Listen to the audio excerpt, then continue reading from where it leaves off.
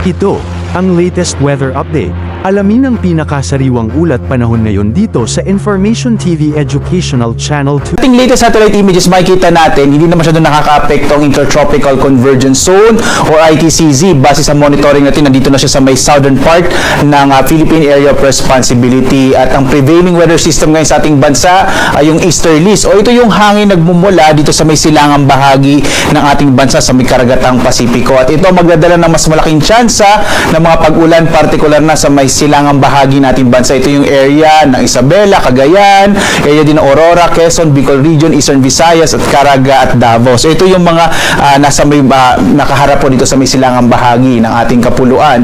Sa ngayon nga, base rin sa ating mga latest satellite images, wala tayong minomonitor na anumang tropical cyclone, wala tayong bagyo, wala rin tayong low pressure area na inaasahan na mabubuo o papasok sa ng Philippine Air Responsibility at least in the next 2 to 3 days. At kaya asahan lang natin yung mga thunderstorms sa hapon at hanggang sa gabi, kaya mainam, magdala pa rin tayo ng mga pananggalang sa ulan. Pwede rin medyo mainit pa rin yung tanghali natin dito sa malaking bahagi ng ating bansa.